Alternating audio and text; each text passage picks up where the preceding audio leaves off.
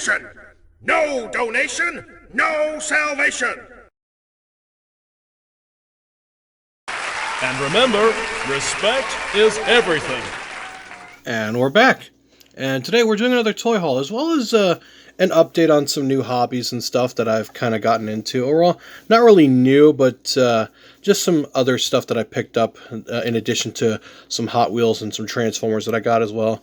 But without further ado, let's get moving. Okay, before we even look at any of the stuff here on screen, I actually do want to get into one of my new favorite things that I've gotten into recently. And that's RC crawlers. So yes, I finally got myself a crawler. It is the... where did I put that booklet? It is the SCX... or no, it's the Axial SCX 67 Chevrolet C10 truck. If I remember correctly, the chassis is a... I think it's the SCX 24? I could be wrong, but if you're familiar with this truck, then you should already know what chassis it should be. But I haven't made any modifications to it yet. The only thing I added that is custom is the body, because if you know me, I love muscle cars, and I recently got into crawlers, and I decided, you know, what better way to make this, you know, cooler to me than to add a muscle car body to it. So I went for this kind of pseudo Mad Max look, and yes, the paint job is absolutely horrendous. This was one of my first model kits that I built when I was a little kid, but this was an old kit from way long ago when I first started building model kits and stuff.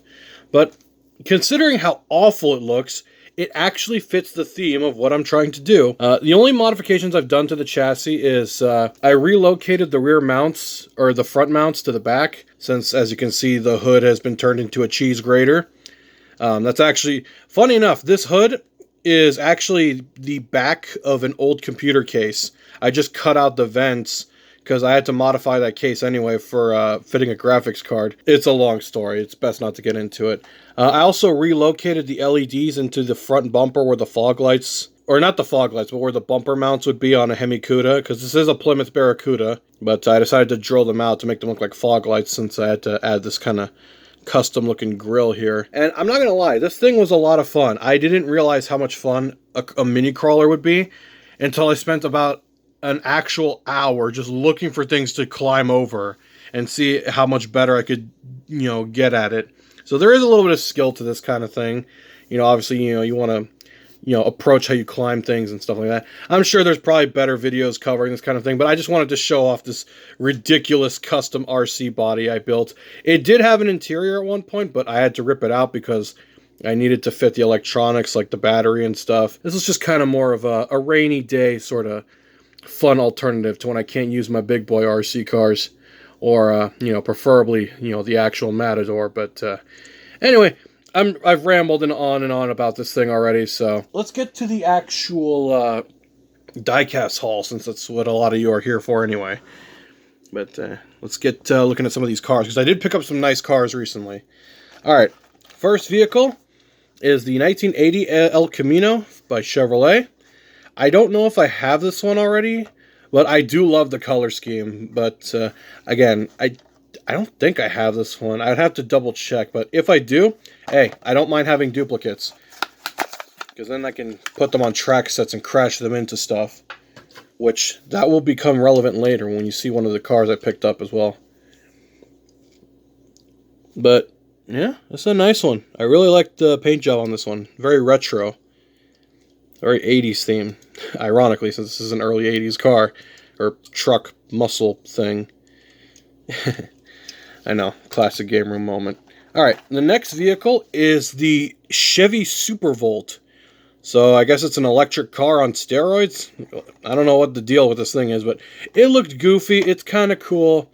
So I decided, hey, you know what, I'll get it. It kind of looks like a drag car, so it's very unpainted in the front, though. It's my only complaint. I mean, yeah, that decal on the side is kind of cool, but come on, guys, I would have preferred... And that's not even gray, it's black. Huh. Well, that's a little disappointing. I was expecting better out of that one. The next car is the Max Steel. I don't know why. That name is hilarious to me. Max Steel. My God. But anyway, very old school 30s Roadster with a very massive radiator fan. God, that is insane looking. I think it's one of the fictional cars, but I don't care. It looks cool enough that you know, I'll probably throw it on some tracks here and there, because I have been considering picking up some crisscross crashing tracks, because you know I like crashing cars into things. The Toyota GR86 Cup Edition. So I guess this is like a drift or race car version of the GR86. It's a nice car, so might as well get that open. Will look great with the JDM cars. Yeah, no, this could easily pass for a drift car. This will look great in the JDM collection. But go ahead and put that there. And yes, this is the gold bug from the last video. I decided I'm going to go ahead and open it. I can't help myself. I love Volkswagen Beetles. And there was something I forgot to show off last time. Bumblebee's face is on there. You did get a sneak peek of it in the last video, but I forgot to show it off. But there's Bumblebee's face underneath this. So that is one unique thing that this casting has, at least for the base. But yeah, good old big bug. Anyway, I also got another one of those, what is this, the Hako Type D. So I found out this is a fictional car, and it's inspired by a lot of like old school drift cars and RX-7s and stuff. But I wanted another one. I will try to get a third one, because I do want to customize one. But yeah, I really like this car a lot. It's really cool looking to me. And yeah, there's really not much else to say on that. I love the 3-spoke wheels. That is awesome. I love those clear like taillight section too. That is just really nice. Also, my brightness seems to be freaking out. So I'll put all the duplicates on this side. Speaking of duplicates, I found this thing. I have no... Okay, so it's called the Slide Burn. Very odd looking car. The back is very muscle car inspired. But then the front kind of reminds me of like... I don't know, maybe a Corvette? I like the shape of it. It's a weird car. And it's bright pink. So how much better can you get? Alrighty. Let's take a good look. And it's got rear louvers, which is also pretty nice. Although the paint on this looks a little shoddy, so I'll have to take a look at the other one. But it really reminds me of the Fast Fish, if anyone remembers that car. Just sleeker. But I like the rear. The back of the car looks cool. It looks like they took the trunk out to add some jet thrusters, which, hey, that kind of gives me Redline vibes, if you've ever seen that anime. Yeah, really not much else to say. It's just a cool car design. Let's take a look at the other one to see if the paint on the rear louvers is any better. Actually, yeah, this is a lot better, so... That other one will be going on the crashing tracks and duplicates pile.